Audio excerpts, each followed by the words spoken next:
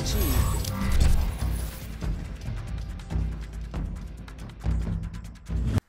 Welcome back to Kamikaze Overdrive MMA Predictions. As always, I am your host, Scott Johnson, and in this edition of the show, we're going to be taking a look at UFC 149 Faber versus Barao on July 21st, 2012 from the Scotiabank Saddle Dome in Calgary, Alberta, Canada. 11 fights in the card. I'll be giving predictions for 10 of them, and I want to quickly touch upon my recent results because I always talk about the results when I do bad. Well, I've been doing pretty well recently. Strikeforce Rockhold versus Kennedy, I went 7-2-0. UFC on Fuel TV, Munoz and Wyman, I went 7-1. I sold those two events together as a bet pack. My confidence list, 10-0 between them, 5 fights each. I went 10-0. My value pack bet list, I went 7-3 overall, pretty solid. I've actually had not a bad run. UFC 148 was the exception. I went 4-6. Prior to that, UFC 147, I went 5-0-1. At UFC on FX Maynard Guida, I went 8-4. So 4 of the last 5 events have been very good. Let's hopefully keep it rolling with UFC 149. The bet pack, as always, will be on sale for $10 at kamikazeoverdrive.net. So if you're interested in betting on the event, you want some extra information, and see if I can help you and make some money, please check it out. It's a small investment for a lot of information, but again, I do not guarantee anything. I win with you, I lose with you. I'm betting the same stuff I'm telling you to bet. So either way, hopefully we keep this run of good luck rolling at UFC 149. Thank you very much to all of my sponsors, MMABettingOdds.com, CouchFighter.co, MMACrips.com, and the rest of the sites out there that host and post my videos. Greatly appreciated. And finally, before we get into the predictions, HeartandGlory.com. It's a new site. I'm currently working a deal with them. They're an MMA clothing apparel site. They're just starting out, and as you can check out the link on my website, or if you're watching the YouTube video, you can scroll down in the information box and see the link there. So again, HeartandGlory.com. And one cool thing about this site is instead of spending $40, $50, $60 on shirts, you can, these guys are relatively inexpensive, and they put some cool spin on MMA clothing, and hopefully in the near future we'll be working at a deal where we can do a Kamikaze Overdrive shirt at the website and be selling it on my site. But either way, heartandglory.com, check out that website, check out some of their stuff, and on that note, time to get to my first prediction. Our first prediction of the evening is in the UFC's featherweight division at 17-8-0. Daniel the Pit Pineda takes on 13-5-0 Antonio Carvalho. Carvalho, Canadian, will certainly have home field advantage coming into this fight. He picked up a decision defeat in his opening UFC fight, UFC 142, against Felipe Arantes. Daniel Pineda, after starting with 2 submission victories to kick off his UFC career, suffered a loss at UFC 146 to Mike Brown, and Pineda's taking this fight in place of George Roop, who suffered an injury. Taking a quick look at what they've done win-wise, Pineda's won the majority of his fights by submission, 11. He's also lost the majority of his fights by submission, which is 6. He'll need to be careful here, as Antonio Carvalho is a black belt in BJJ, but he only has 3 submission wins overall. He's won the most of his fights by knockout, 6. Carvalho in his last fight against Felipe Arantes had success early, not getting the fight to the ground, but he faded quickly. His striking was not bad, but it looked stiff. On the other hand, Daniel Pineda is a very aggressive striker, and the guy's a finisher, very impressive in that sense. All 17 of his wins have been by finish, 6 by knockout, 11 by submission. I think he'll be the better striker here. He'll need to be careful of Carvalho's ground game, but overall, I'm going to go with Daniel Pineda, and I think Daniel Pineda defeats Antonio Carvalho, and he'll take Pineda by knockout. Now we drop down to the UFC's bantamweight division at 16-6-0. Brian Kid Lightning Caraway takes on 8-1 Mitch Gagnon, another Canadian. Brian Caraway is coming off a submission win over Dustin Neese at the Ultimate Fighter 14 finale. He was an Ultimate Fighter alumni, competed on the show. I believe he lost in the semifinals to the eventual winner, Diego Brandao. Mitch Gagnon making his UFC debut. All 8 of his wins have been by submission. He's a pretty impressive guy in the ground. He actually was supposed to fight on January 25th, 2012. At the UFC on Fox 2 card against Johnny Bedford, but due to visa issues, Gagnon had to pull out of the fight. But this fight should be mainly contested on the ground, and Caraway's a talented grappler, but at the same time, he's won 14 of his fights by submission, so both guys have won the majority of their fights by submission by far. Mitch Gagnon has impressed me with his wrestling overall, and one thing with Caraway, it makes me very nervous backing him, as we've seen he has those... He seems to have issues with some mental issues when it comes to preparing for fights, and it seems to inhibit his ability to get ready and go in there and give his best effort. And I think that's going to could be an issue here. Either way, I like Mitch Gagnon. Some of the footage I saw of him, his ability to take guys down, beat him up, and eventually submit him. So my prediction is Mitch Gagnon to defeat Brian Caraway by submission. We now move to the UFC's light heavyweight divisions. Anthony the Hippo Parash, 13-6-0, takes on Ryan Big Deal Jimmo, 16-1-0. Jimmo finally making his debut. Originally supposed to fight Carlos Vemla a couple events back. It did not happen. Jimmo, very impressive record, 16-1-0. He's coming off a win over Thierry Sokoudjou. He also has wins over Wilson Gouveia and Marvin Eastman. Very impressive fighter. He's got a karate background. Not exactly the most impressive, or sorry, not the most exciting fighter out there, striker. He's a very relaxed, very methodical type of striker, but he's very capable. Anthony Prosh, on the other hand, this guy is on a roll. He got a fight in the UFC against Mirko Krokop at UFC 110, fought at heavyweight, lost because of the doctor stoppage. Dropped in a light heavyweight, back-to-back submission wins over Tom Blackidge and Cyril Diabate, and then TKO win over Nick Penner, also based on his grappling.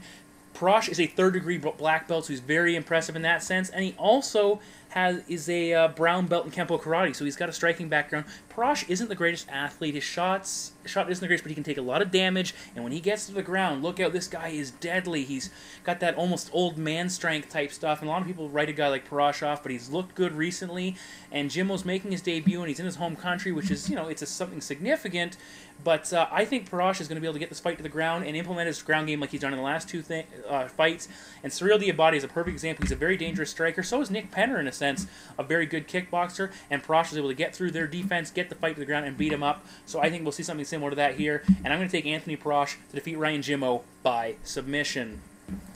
We're back in the bantamweight division as 8-1-0 Roland Delorme, Ultimate Fighter alumni, takes on 8-2-0 Francisco Cisco Rivera in a very good bantamweight matchup. Taking a look at Roland Delorme, he's 2-0 in the UFC already, submitting Josh Ferguson, followed it up with a submission win over Nick Denny at UFC on Fox Diaz versus Miller. Francisco Rivera, on the other hand, fought Rick Koch in his lone WEC fight.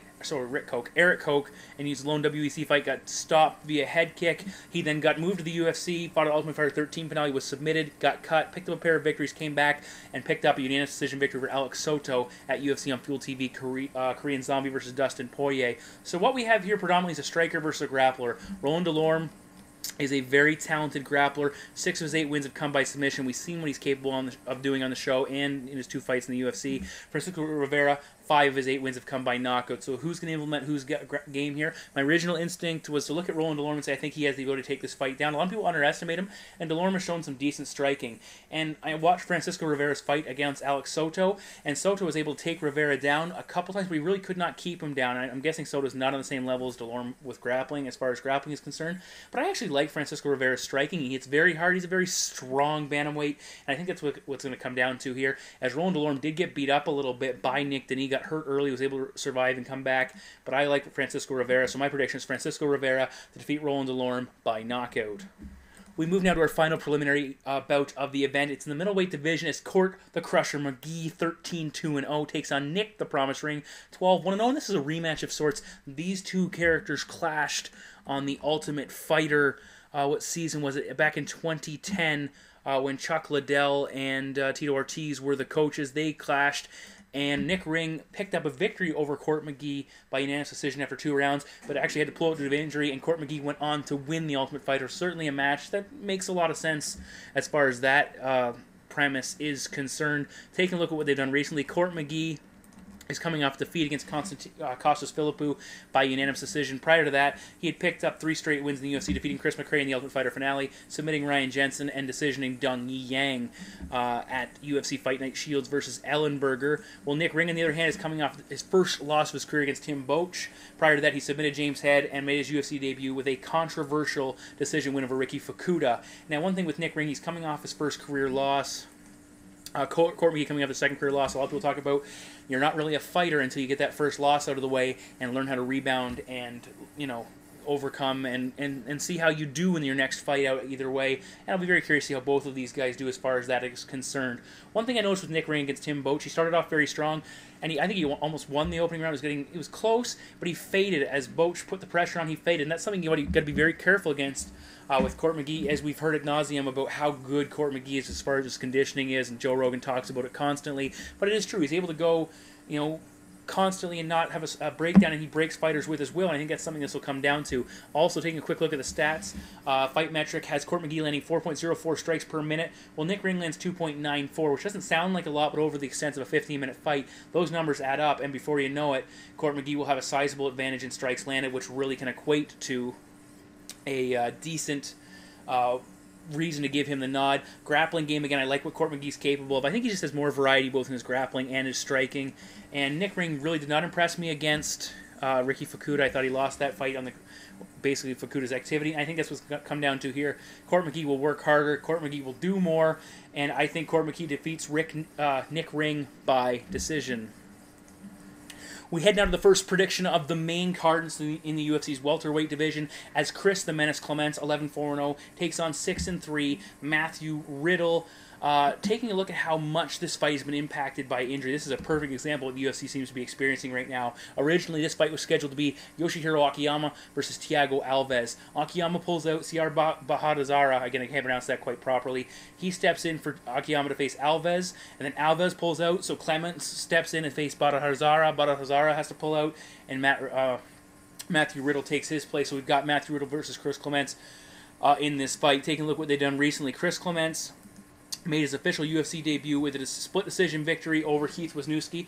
This guy's fought some serious talent. He's defeated Rich Clemente prior to signing with UFC, knocked him out, defeated Jonathan Goulet, had a matchup with John Alessio, Jesse Bongfeld as well, Rory Markham. This guy's been there with a number of, decent UFC quality fighters. Matt Riddle, on the other hand, he's fought his entire career in the UFC, and he's coming off a split decision win over Henry Martinez. It snapped a 2-fight losing streak when he fought Sean Pearson and Lance Benoist, losing back-to-back decision victories. Decisions. First thing I see when I look at this is how they match up physically. Riddle is going to have a 3-inch height advantage and a significant 6 inches of reach, and that could be an issue in this fight. Chris Clements is he is a striker. The dude has won all 10 of his fights, 10 of his 11 fights by knockout.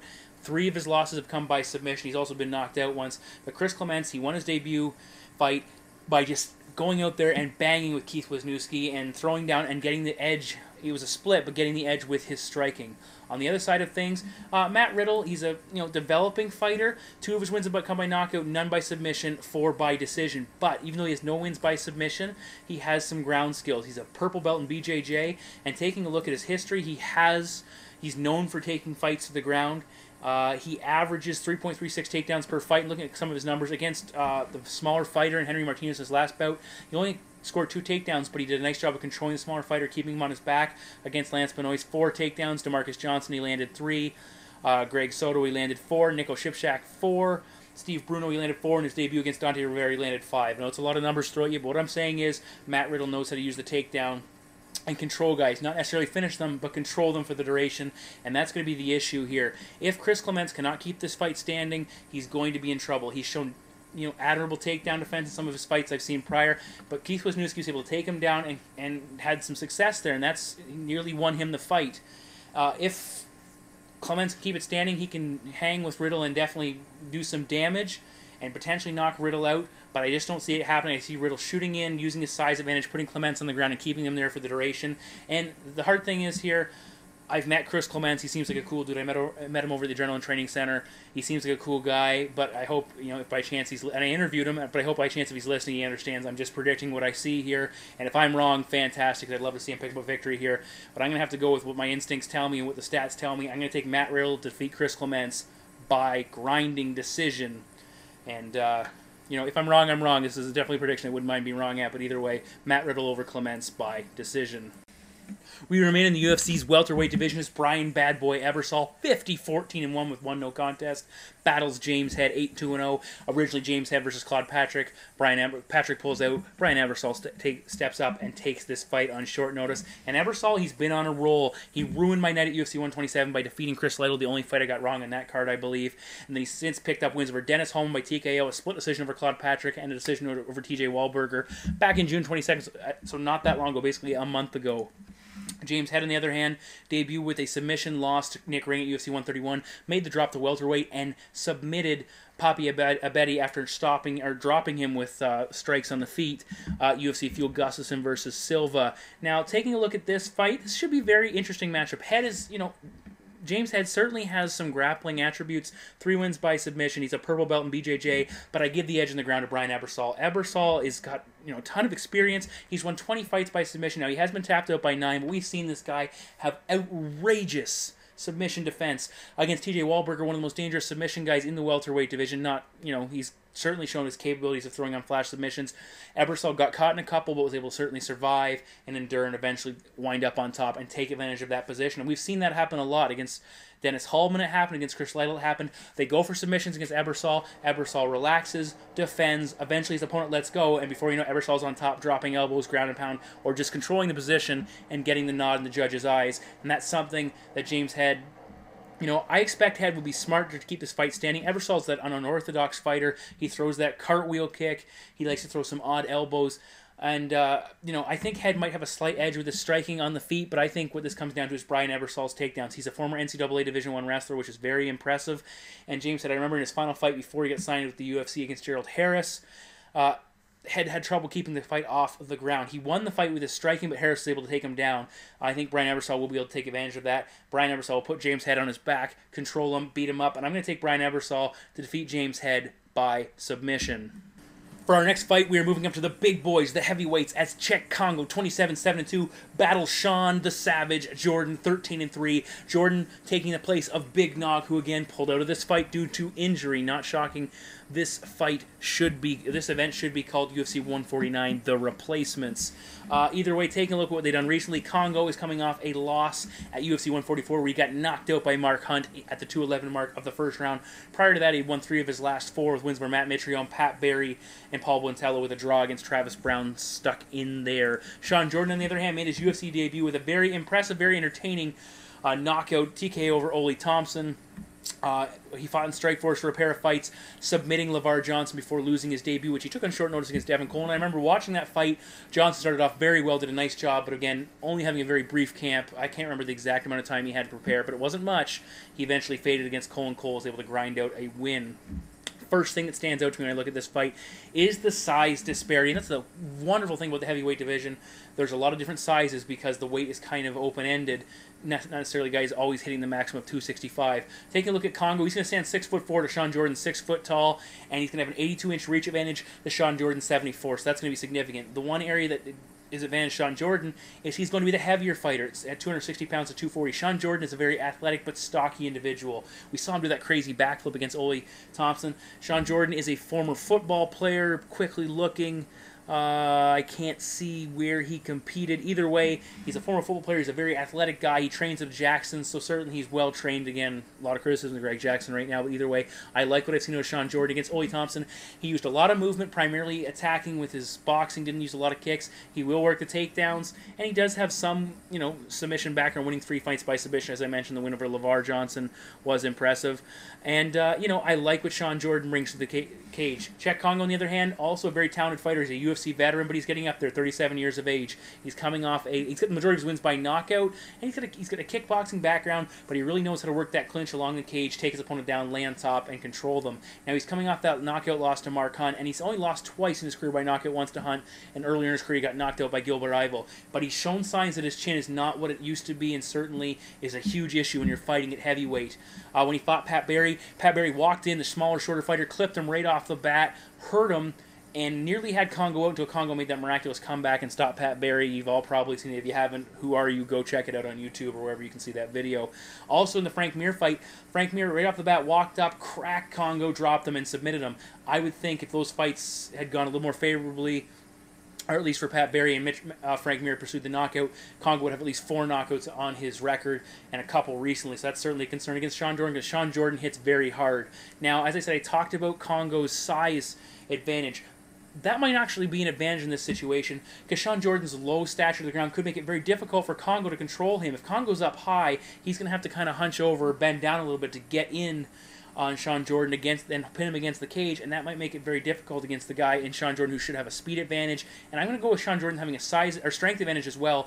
Congo's got a big upper body, but his lower half is not nearly as big, and I think Sean Jordan simply should be able to out-muscle him and out-power him around the cage, especially with Congo doesn't have that leverage advantage or the ability to really crank into his opponent because Sean Jordan is lower to the ground. Again, I like what Jordan brings, and one thing with a tall fighter like Congo, he's got to be very wary of that overhand punch landing flush on his chin. Jordan is he's a dark horse in the heavyweight division. Congo is a guy who's been around for a while and was on the cusp until he got knocked out by Mark Hunt. I don't know if he took the Mark Hunt fight serious enough. It seemed like he just basically allowed Mark Hunt to do exactly what Mark wanted to do and eventually knock him out. I wonder if mentally he's kind of come off as an arrogant fighter, and I wonder if mentally he won't be, taking Sean Jordan seriously, even though either way he needs to. Hopefully we don't see any Congo's that funny business where he pins guys along the cage, hits low blows, grabs the shorts, and generally he's a dirty fighter. Either way, I like Sean Jordan in this fight. The fight betting odds right now are even, but I'm going to take Sean Jordan to defeat Czech Congo, and I'll take him to win it by knockout. We move to the co-main event of the evening and a long-awaited UFC debut as Hector Lombard, 31-2-1, the former Bellator middleweight champion, battles Tim the Barbarian Bosch, 15-4-0. Take a look at what's gone on here. Hector Lombard was 7-2 when he suffered his last loss back at Pride 13, November 5th, 2006 against Gegard Mousasi, and now he's 31-2. So the guy has been on an impressive tear. His last win, November 19, 2011, over Trevor Prangley via TKO at Bellator 58. Tim Boach, on the other hand, comes into this fight on a 3-fight winning streak. He started off as a UFC light heavyweight, had some success, had some failures, left the company for a very short period of time. Made his middleweight debut at UFC 130 decision. Kendall Grove, 135, he decisions Nick Ring. 144, he takes on former title challenger Yushin Okami. Okami dominates the opening 2 rounds, basically winning the round 1 with his striking, round 2 with his grappling. Boach is in trouble, comes out, and Joe Rogan almost loses his mind when Boach goes for broke and knocks out Okami. And if you haven't seen it, go back and check it out. It's fantastic. He pins Okami's head against the cage with one hand and feeds him these bizarre, odd-angled uppercuts that just crumple Yushin. Yushin Okami's a big dude, and Boach just took care of him in an impressive fashion in the 3rd round and made everybody forget about those first 2 rounds. But I haven't, and I'll talk about that in a second. Taking a look at their win totals, Boach, 7 wins by knockout, 5 by submission, 3 by decision, so certainly capable of winning the fight in anywhere it goes. Hector Lombard, on the other hand, 17 wins by knockout, 7 by submission, 7 by decision, same thing, a lot of experience. Hector Lombard, the guy is a 4th degree judo black belt and a former competitor, Olympic competitor in judo for the Cubans. He also is a BJJ black belt, so the guy is a grappler, and that's a huge, huge thing in this fight. Tim Boach has a wrestling background that's not disputed, but he traditionally has trouble with grappling-based opponents. We saw what Yushin Okami did to him when he was able to take him down. We saw Phil Davis at light heavyweight was able to submit him with that Mr. Wonderful Kimura submission, whatever you want to call it, the one-handed Kimura. We saw Jason Brills picked up a decision victory over Matt Hamill. TKO stopped him. Vladimir Matyushenko picked him up. Guys that have been able to control Boach with their takedowns certainly have a lot of success. Taking a look, Boach's takedown defense, 53%, so not bad, but not great. It's right in the middle. Either way, the fight footage speaks for itself. Boach has trouble with ground fighters. Hector Lombard, he has the ability to take the fight wherever he wants to. He's not a huge fighter, standing 5'9", 5'10", depending on what you want to talk about height-wise, but the guy is jacked. He's a big man, and if he looks to take fights to the ground like we saw against Alexander Smolenko back at Bellator 34, 5-round fight, he was just able to continually push Smolenko on the ground and control him. I didn't see a lot of submission attempts in that fight, but the strength and the size of Lombard bearing down on you from the top is definitely an issue, and he drops some vicious ground and pound big time. He does a nice job there. On the feet, he has serious power. We saw what he did against Jay Silva back at Bellator 18, where he knocked him out 5 seconds into the fight. It was very impressive. 5 seconds, go check it out. It's another fantastic fight. Either way, Tim Boach, we saw what he did against David Heath. The guy also has power at light heavyweight, and it's converted well to middleweight. Against David Heath, he basically tossed him aside and knocked him out. And this is going to be a very interesting matchup because this is a huge test for Hector Lombard. A lot of people talked about he was fighting cans or recycling cans outside of the UFC and running through these guys, but they just weren't on his talent level. And now he's facing a pretty talented middleweight in Tim Boach, who a lot of other people were underselling, and I was one of them against Yushin Okami. I didn't feel he had any chance against Okami. It turns out he was able to defeat Okami. But either way, this is going to prove whether Hector Lombard is for real and it's a threat and potential title challenger for Anderson Silva, or whether Tim Boach is a guy who is going to resurrect his career at middleweight and push himself to the limit and potentially get his own shot at the title. But when it comes right down to it, on the feet, I think it's very close. I like Tim Boach uses a lot of movement. He's light on his feet for a big guy. Hector Lombard has a tendency to stand flat-footed in front and just swing, but he has a chin. He's never been knocked out. What I think what this fight comes down to is Hector Lombard's judo, his ground game, his Brazilian Jiu-Jitsu. I think he'll be able to take Tim Boach down, control him, beat him up.